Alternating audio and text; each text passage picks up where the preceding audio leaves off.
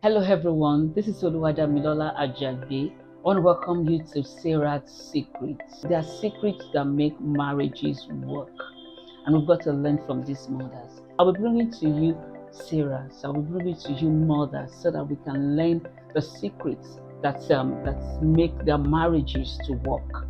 But with me today is someone I really hold dear to my heart. She's a mother to me. I'm telling you, she's so dear to my heart, and I've been longing. I can't, but I believe it. I wanted to say, I can't believe this is happening, but I'm too excited. Seriously, man, I am excited that I'm here. This is my mom, Reverend TJ. We call her Reverend TJ, but this is Reverend Teju Oduwole. One day I'm going to tell you my story, and I'm going to tell you about her. But she's here. Reverend TJ is here, and I'm super excited about this. You know what? Sit back and just get your pen because you will receive a lot of wisdom. I believe this is Sarah's secret. We want to learn from Reverend TJ this time. We want to grab some secrets. We want to know how she's doing it, how she did it, how she's doing it. We want to learn from her. So get your pen and your paper, your notepad, and let's learn. Reverend Mrs. I was asking you the other time. I said, I've not heard about your love story. I know, I've heard a lot, when you talk about talking about relationship, heard a lot. But the love story, Okay. I want to hear about it. Ah. Or we want to hear about it. Okay. How did we start? It's been quite some time, of course. Yes, ma'am. We started by, we met at a Teens and Young Adults Fellowship. Okay. He has his story, I have my story. I was at the fellowship that day with my younger brother, Okay. and he did something during service which I felt he shouldn't do, although he was much younger then. Okay. So I reprimanded him, and I'm like, guy, check yourself and sit down. So he saw it from afar, and then he was like, who is that person?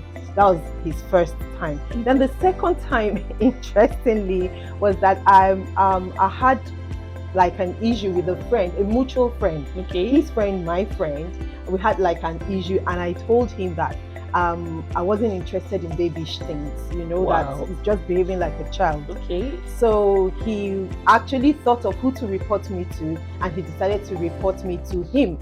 Now my husband, Okay. our friend then. So he called me and he was like, why did you do this? And I'm like, look, if you're here to talk about all these childish things, I'm not interested. So are you saying I'm a child? I said, I didn't say you are a child, but...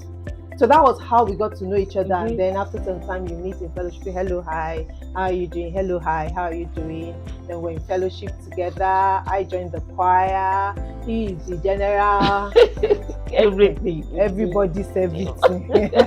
Everywhere. So that was how we went on, gradually became closer friends, talked more. If you had any challenge, well, it will be one of the first people I would think about. Let me just discuss this with him. Maybe I could get his perspective, and on and on and on like that, until he made his decision. I had seen, we used to call it trafficking. Yes, ma'am. Yes. So I had seen him trafficking, Okay. actually. So I was waiting to see if he was actually going to make the turn, or he was just trafficking. And then he trafficated and turned. And turned. And when he turned, because the journey started because I heard about the interview. That interview, he's been talking about it. He said it's 6 hours.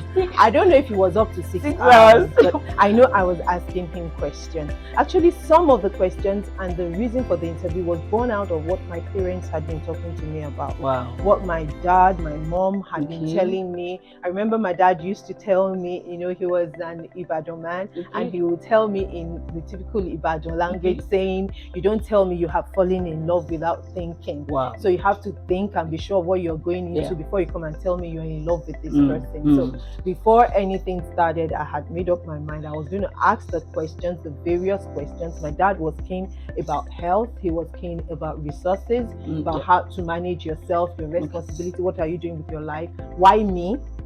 Why me was one of the questions. Why me? Everybody why did you choose me? Because I might not look like, opposites attract. So my husband and I... and the fact that Reverend Femi is a people, like He's everybody. a people person. Okay. He loves young, old, intermediate, everybody's all around him, and he's all around them too. And I am not like that. I'm a little better now though. I am better now, but then I was really introverted, really. And he still came for you. Yes, he still did. So I had to ask him why. Why? Because there were loads of people that in one sentence he tells them they will follow him home. So why me? Because me, I'm still going to question you before I follow you home. So why? So went through all of that. And he was able to answer you. He tried. Yeah, obviously. Obviously. But ma, have you always known that you will be in ministry, or it was marriage that? Okay, yeah, I had. I got born again quite early as a teenager, and I was even a lower teen, a young teen. And at that time, I went to a boarding house. I was in the boarding house in those days before the SS3 started in Form 3. I was in the boarding house, and we had a fellowship in the boarding house. It was actually like a secret fellowship, actually, that we had. And I was like the pastor. Wow. I can't tell you what I was sharing, but I used to sit down and think, what was I telling them? But they would gather. But because at times we needed to have the fellowship, and we didn't want everybody to know, or the authorities to get to know, I would pray that we used to have fellowship more during the raining season. And I would pray that it would rain, and it would be torrents. I'm telling you, that childlike faith. Wow. I'm telling you, every time we had fellowship, there were torrents. It was raining, seriously. We'll have praise and worship. We will shout with our lungs out. It was raining. Nobody could come in the rain. And by the time we finished, the rain will stop. And that was what we had, like, consistently. Fellowship was not during rainy season, like you said. And that was what we had consistently. So I had an inkling to ministry, even though I didn't understand it. So I would say marriage now exposed me more to ministry than what to marriage. Ma'am, I know it's one thing to be married to a man, another thing to be married to a man of God. Yeah. Then I think it's another thing entirely to be married to an itinerant minister. Yes, it is. I know you are the best person to explain that to us, because you have the three. You have like. I do.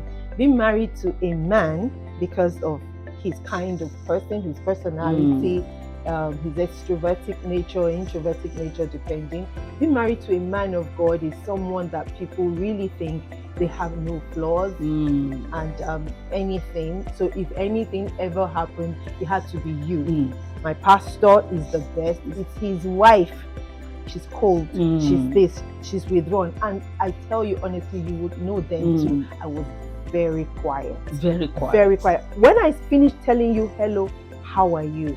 I feel that's about all. There's nothing more to say. Hello, how are you? We are done with everything. So I go, and quite a number of people thought I was snobbish, you know, I was not welcoming and everything. And because now adding the itinerant ministry to it, he travels a lot. And so when he's not around, I was still sharing with them in church on Sunday. I told them that someone told me that there's a way he peeps from the main door to check if Rev was seated. Wow. Okay, so from the door he checks, is Rev seated? No, he's not. Turns around and leaves. That he's not in church. So we had those challenges of he's not around. He talks. He has a lot of baritone. He does. I don't have any baritone. In fact, now my voice is deeper by virtue of the fact that I have preached more often in the last few weeks. It used to be much thinner than this, and his was very strong, with a lot of stories, and everybody's laughing, and you know.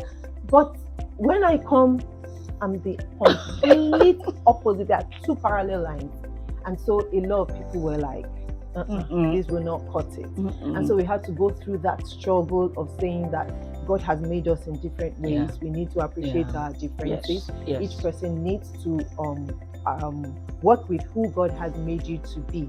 He came from heaven with all the baritone. I couldn't get any, so I took all of the soprano. In heaven. I brought it down. So you people should enjoy the, So but honestly, I would say it's still ongoing. It's better, but it's still ongoing. So it was a lot of challenge. And then the home front, I had to do a lot of things with the children. So if he's not at home, not only do I have to handle and organize things in church, I also had to do that at home with the children at their various stages of life.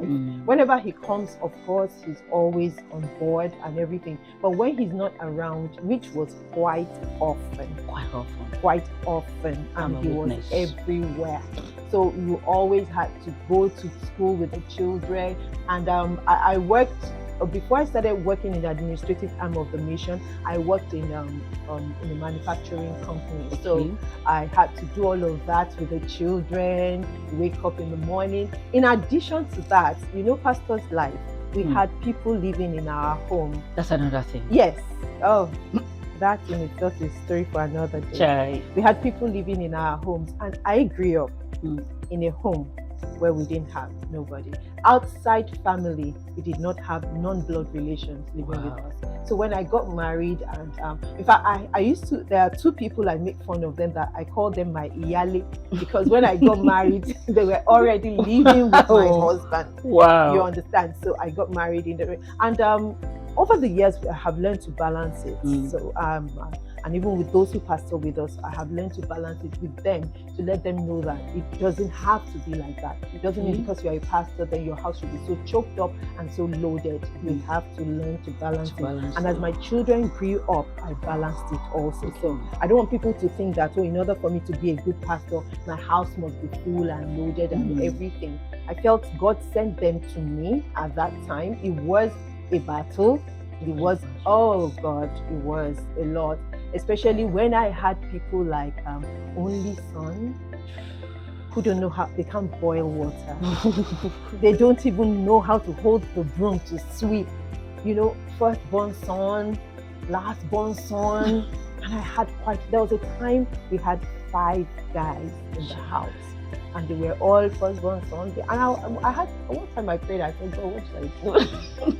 As in, if I do something, shall forgive me and tell me so I can know how to address it. So we had all that. I had to deal with all of them, and we had to structure the house in such a way that structure our activities in such a way that it worked for us.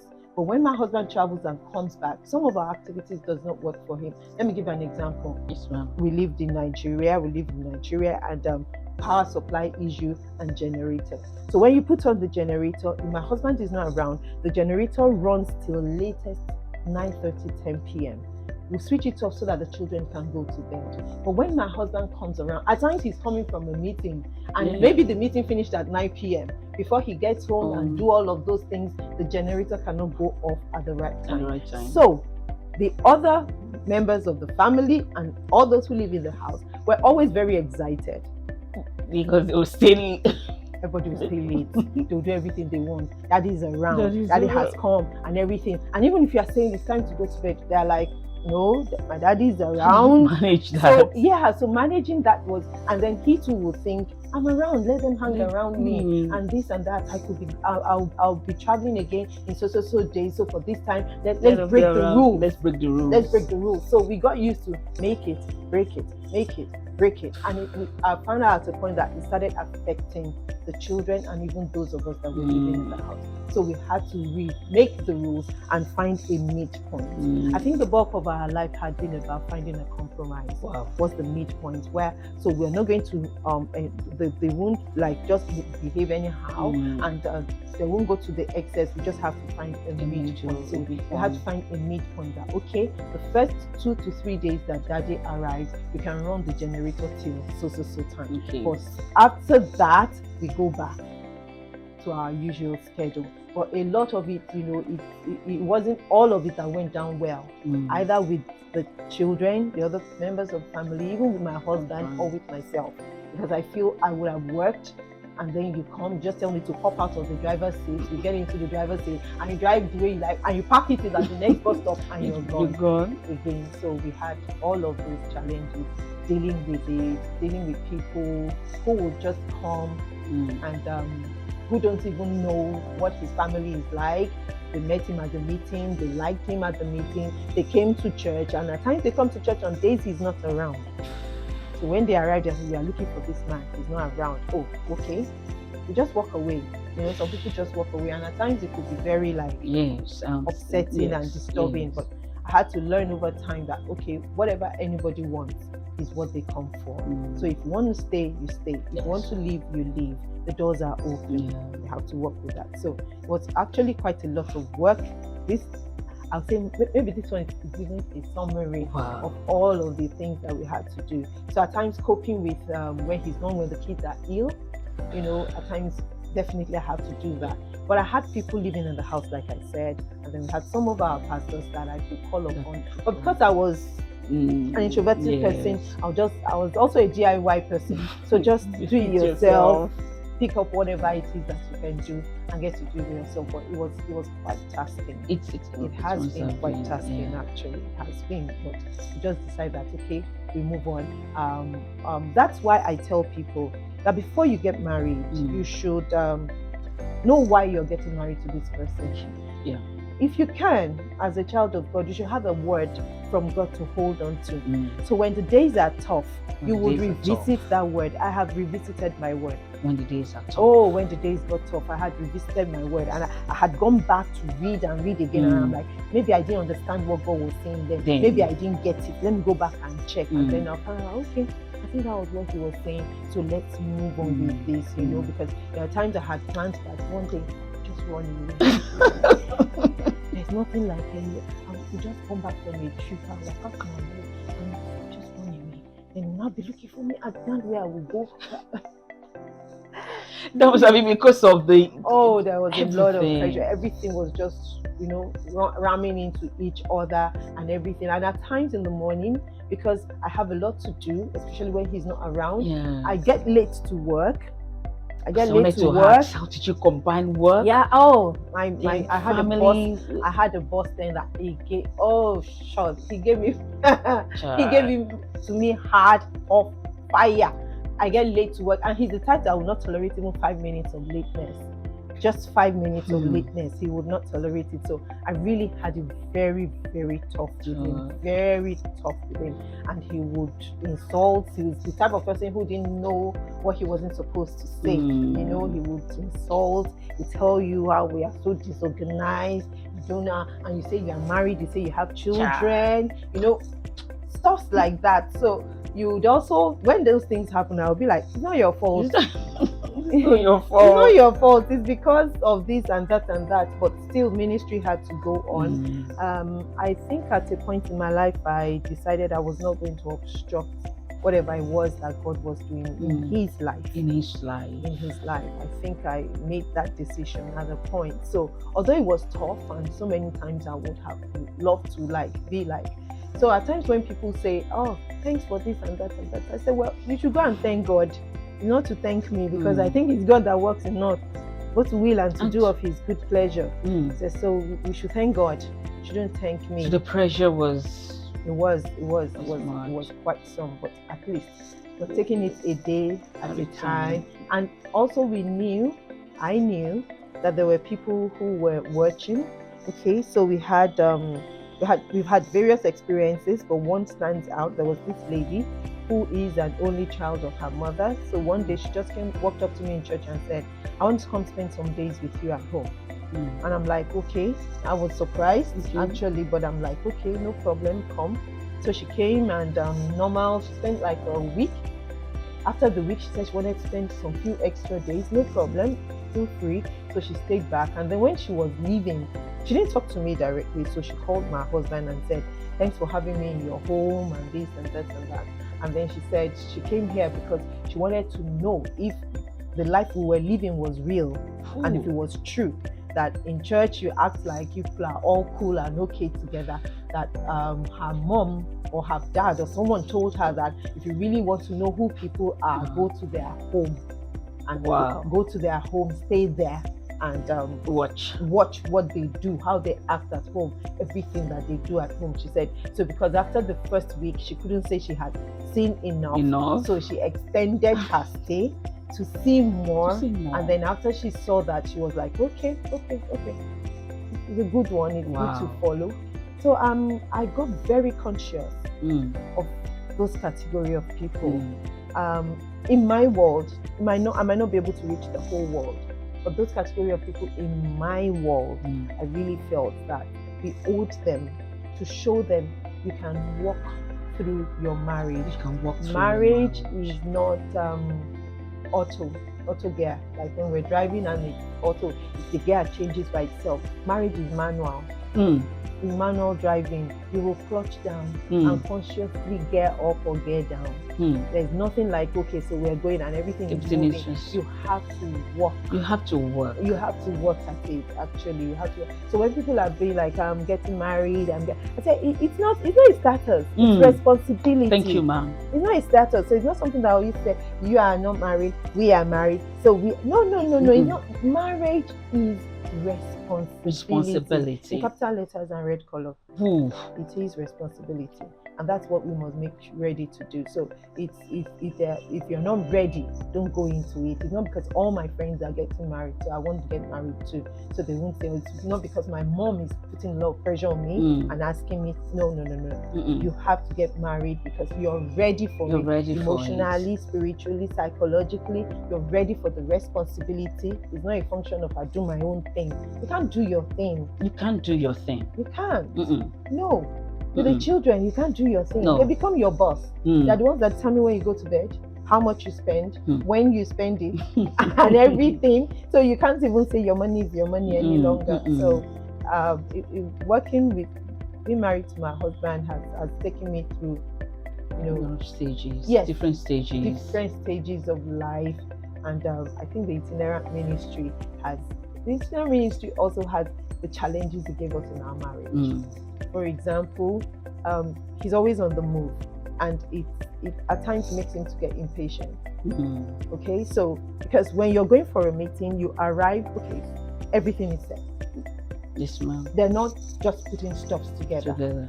But when you are in your home, everything can be set. It's not a hotel. No. You set it. You set it in your home. But when you're outside the home or somewhere, it might be set already. You understand? So not having everything set within the house made him feel like, why are things not set? And I'm like, this is home. This is home. That place is visiting. Wow. This is home. So we had some of those challenges of, should have this one should be done, that one should be done. Everything cannot all be done as you meet them when you go for meetings. So you have to calm down. When you are home. When you are home, you calm down. When you are home, you are daddy. Yeah. And when you are daddy, you do all manner. There's pampers to change. We change. Wow. It was a lot for us. And I feel like the other time you were saying something like you're kind of person. You were raised in a home where it's just you and your siblings. So now being exposed to different people coming in. Except our cousins once in a while. We weren't even used to going to other people's homes, except maybe our first cousins, and it's just a few days and you're on your way back home. So we're used to being in our home almost all through and not having other people. Other than those who visit and leave, we hardly have people who came in and sleep in. My head is really thinking about that thing because it must have been a lot. It was a lot. Getting married to, I wasn't used to having anybody sleeping beside me. Okay, good. I used to be an only daughter, an only girl. Wow. So my mom had my sister. So I had a room to myself. And I had my bed to myself. So I wasn't used to rolling on my bed and touching anything for many years. Then I got married. And there's this person in my bed. What are you doing in my bed? Because you turn and what's going on here? And it actually took me some time to adjust. Having someone in my bed. You really had a lot to adjust to. Yes, I did. I had a whole lot to adjust to. You are still standing. Yes, we have to stand. Having done all to stand. Yes. we're still standing with it. So those ones too were some things that when I got married, I was trying to deal with it. I was trying to deal with how do you stay in the same room with somebody else on the same bed. I get in my space, and we can't do the secondary school thing of drawing line and say you must not cross this line. This is my section and everything. So that was some of the things that I also had to adjust. How did you manage relationship with church members as well? Yeah, pastor. I said, because this one that you said, hello, how are you? And they were expecting more. They expected more, honestly. How did you? I know it must have been that must have been another phase entirely. The first few years of our married life was not funny with church members because, like I said, some of them felt I was snobbish. Some of them felt that I was too quiet and boring, and so on and so forth. Because my husband was a very exuberant. I know what he still is. Very exuberant type. He says, "Hello, how are you?" He can carry on a conversation, But I thank God because he knew I wasn't being unfair to the church members because he used to make fun of me that one of my closest friends came around. In fact, one of my longest friends that I've known for the longest came around to visit, and then he felt, okay, since you've not seen each other for a long time, the two of you should have a lot of things to say, so stay together. And he went into the room. After some time, I actually sincerely I excused myself from my friend and I went inside to call him. He was actually sleeping. I tapped him, I woke him up. I said, come and help me talk to my friend. He said, what? I said, please come and help me talk to my friend. He said, are you guys fighting? I said, no, we're not fighting. I finished saying everything. There's nothing more to say. Please come and just out. Come and ginger the conversation. He now started. You see what we've been telling you? That this talking thing. This thing is. Oh my God. So he went out, just set her up while I went to do my past ministry. Just got some things ready, gave them what to eat. I just put some salt and pepper in the gist, go, come back. So with church members, I actually had to learn to come out of my shell, and they are the ones that have drawn me out this much out of my shell. I was still telling them on Sunday that you people, I never used to talk. Now I can like I stored everything inside and I'm giving it back. So I had to learn because there were times that some of them really felt that they needed like a mother figure to talk to, and then that I was not available for them to talk to. But I told them I was available, but you should just come. And then we'll have our conversations in bits. And we can have one very long, lengthy conversation that we might just get stuck in between. But that we could have it in bits and pieces.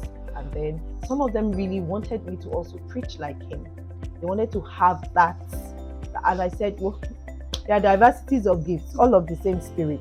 This is my own. But the last meeting, I saw you, Mama. No. I get I really rubbed on you. He sure has. And I said that with the more we walk with God, the more we are able to fine-tune our gifts, the more we are able to minister. One thing I have tried all my life is to make sure that I'm not trying to be anybody's duplicate. I'm not trying to be a photocopy of anybody. I'll be who God has made me to be, and I'll pray and trust Him that He will bless you, and I will be able to reach out to you and be a blessing to you. So I've found out how I can reach them. So initially, it worked with me with the younger ones. The younger, the teens, the young adults, those were the ones that worked with me. And later I discovered it worked better with me because that was like the age of my children. So whatever it was that we were doing at home, it was easier for me to relate with them. And so I was able to relate with them. And over the years, those ones that were young adults then are parents now. They are parents now. Yeah. So we've carried our relationship all the way time. So now, even still with the young adults, I still are able to relate with them. So we talk, and I used to have a problem recognizing faces and remembering names. That was bad. I'm telling you, I can't remember. So I had one day, the shock of my life was that this guy he walked up to me, he greeted me, and I said, "Oh, hello, good to see you, nice to meet you." He just went off. You can't tell me it's nice to meet me again. I met you at, and you're telling me it's nice to meet me again. I don't understand. Is it that I don't matter? Is it that you don't see me? Is that I'm sorry. You know what? Ask me. I still can't recognize the face. I just remember the experience. But after that, it was really a wake-up call for me. Wow. I'm like, I have to learn how to recognize faces and how to remember names. So I had to form my own way of recognizing faces and remembering names. And not only that, I had to move further to remember if you and I had a conversation, wherever we kind of stopped with our conversation, so that the next time we would see, I would be able to pick it up from where we stopped. So I had to learn, I had to learn my own way of either remembering or my documenting or from the phone, our charts or something. I had to learn all of that. I remember I needed to change my phone and they said I was going to lose my, I can't lose it. No changing. I will hold, as horrible as the phone is, I will be using it. I can't lose my charts. So they were like, okay, we'll find a way around, because those were all the things I had to put in place in order to be able to. And once in a while when I preach, I will tell them that I'm not entering into Reverend Albert's shoes. His shoes are not my size. He has his shoes, I have my shoes.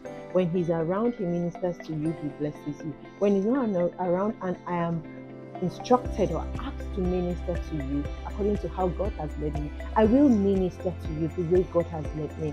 I am not going to be like him, and he will never be like him. So those of you who are looking for Reverend Albert and Reverend TJ, you might not find it. And you're looking for a Reverend TJ and Reverend Albert, you might not find it. So get your Reverend Albert as a full package, enjoy it and be blessed with it. And please get this one too as a full package. Enjoy and be blessed. So it has helped us. And then the times when he travels, it has helped me to be able to hold the church together, lead the people. And then because I do a lot of processes, I work with a lot of processes. I work more in the administrative sector of the ministry also. So that has helped me to be able to fine-tune processes. So he gives us, this is what to do. So we are able to fine-tune it. So having to work with the processes, it made it easier for me to relate with the people because they were the ones that I was now having to work with directly. So with that, we have come this far by faith. Boma, would you I want to try and put this question right. I want to ask if if Rev was able to help you adjust, you know. Yeah. Okay. Can you like just with dealing with people and everything. And even with the guests at home, people staying in any way, did he help? He helped. He was able to help more at the initial stage. The first few years of our marriage, he was able to help more with the church members. He was actually the one who said to me that he believes they are looking for a mother figure. And he believes that there are some of them who also think that there are some things they cannot talk to him about. They want to talk to you about it. And you have to be available. If you're always withdrawn and in a particular place, some of them might still, don't forget, he told me that I shouldn't forget that some of them too were introverts.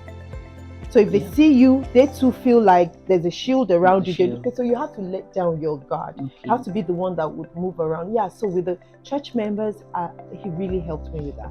He really helped me with that. So at times I could meet up with him and I'm saying, okay, this person, what do you think? So, okay, you think like this. So I could usually get back to them.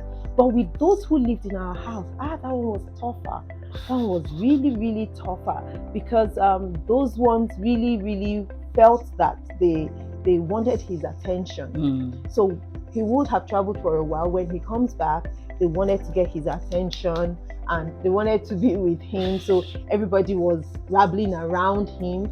And then we had, how do I say it? That challenge I was trying to explain before of the things we do when he's not at home and the things that get to be done when he is at home. And some of them kind of misinterpreted it as let's use the Nigerian word. I was dragging authority with him in the house.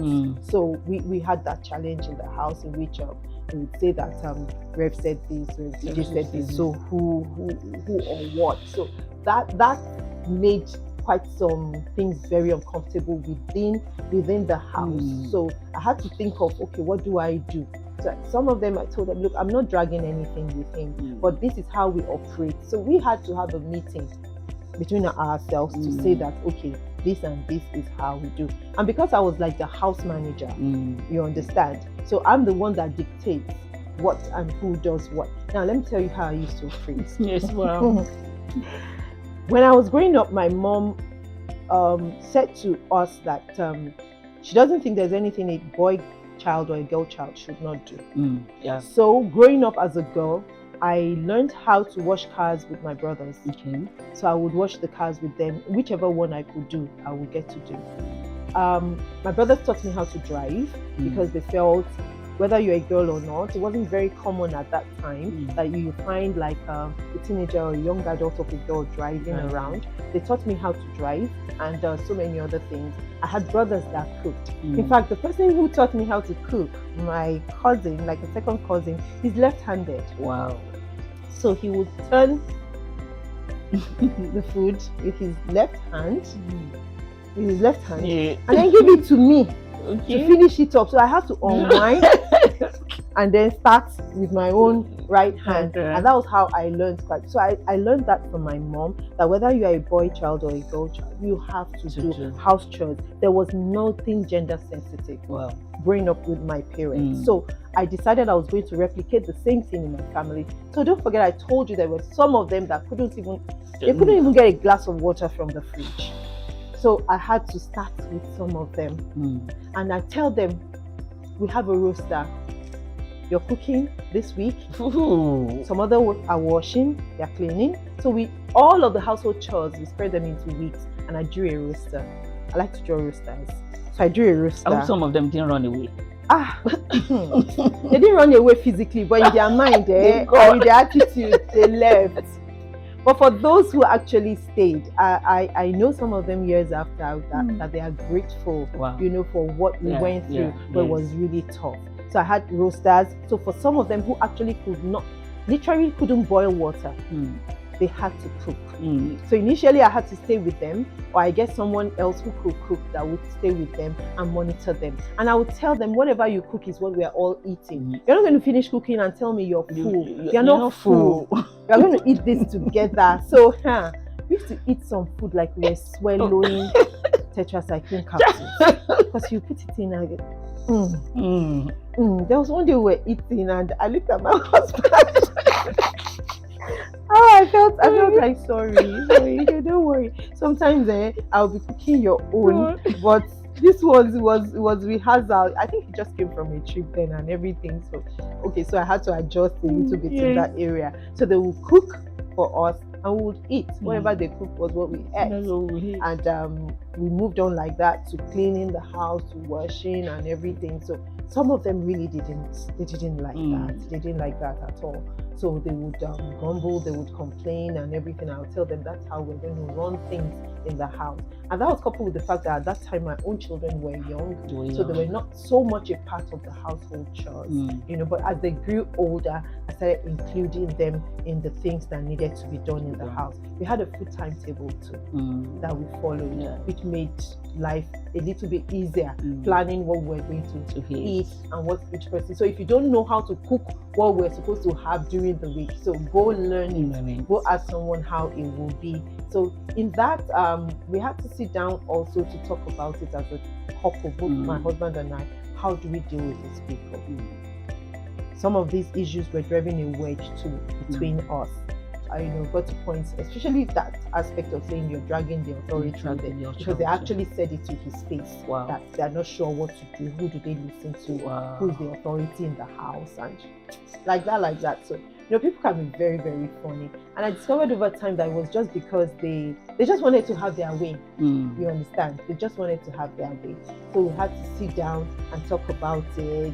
And then on some of the grounds, my husband disagreed with me. On some of the grounds, I disagreed with him. So I'm like, if they are in my house, under my watch, there has to be something that their life is supposed to be impacted with while they are with me. They should not come into my house and leave my house the same. That was just what I felt I owed them and I owed God, to do. So I would put you through what I believe. If you learn, you learn. If you don't learn, you don't. That's your choice.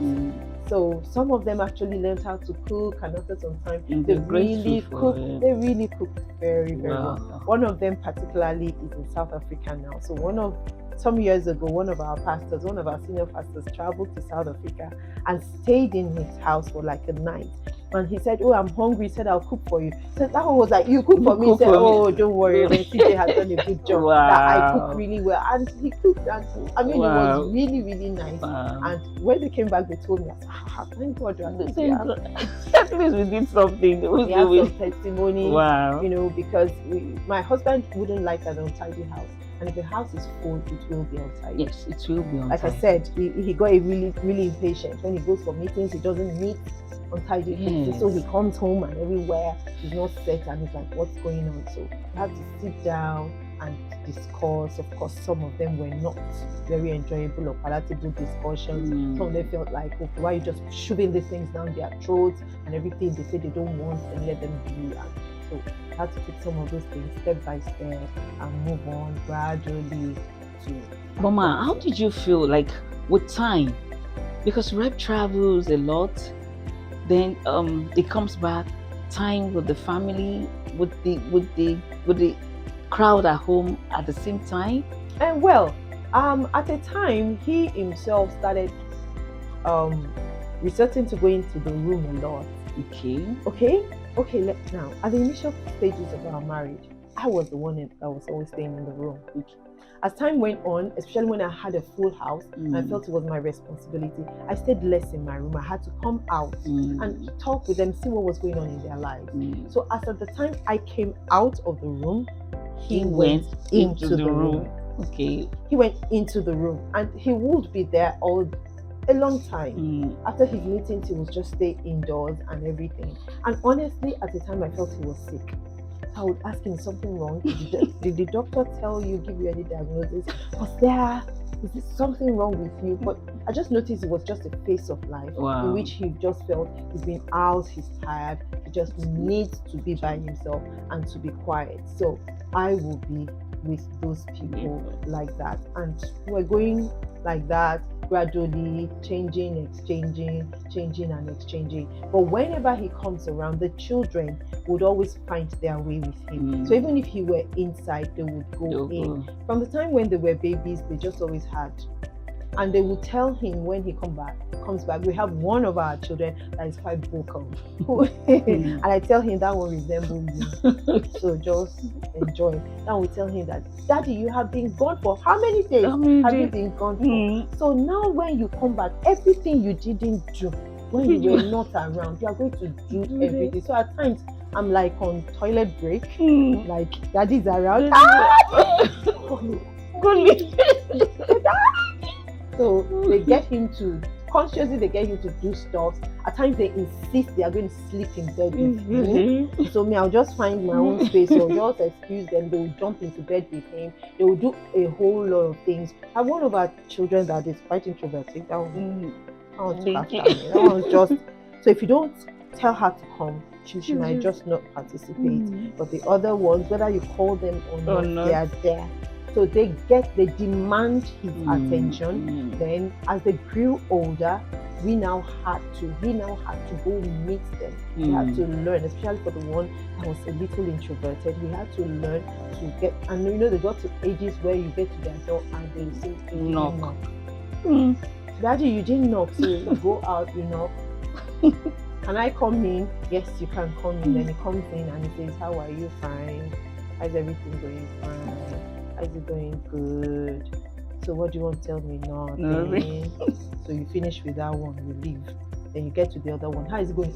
That's it. The things that will talk and gist everything. So then the third one. So he had to go meet them after. Initially they would go meet him, but as they grew older, probably they got like self-conscious that they had to take care of themselves. So they will resort to their various rooms and sections, but he would now have to go meet them. and go talk to them and find out what was going on. And if me too, I had some apropos information when you were not around, so and so and so and so and so. That was also a challenging part of our lives because it wasn't easy for me to like download everything that happened when he wasn't around.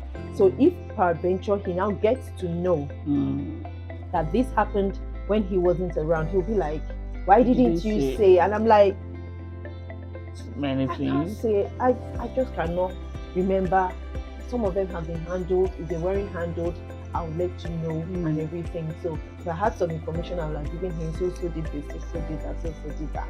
You know, so how do you handle this? What do we do? This is how far we've gone. This is what you should follow up with. This is what we need you to do, and so on and so forth. So we had to, so I had to learn how to get into the driver's seat and out of the driver's seat. I've been doing that almost all my life. And you're still glowing. Thank you.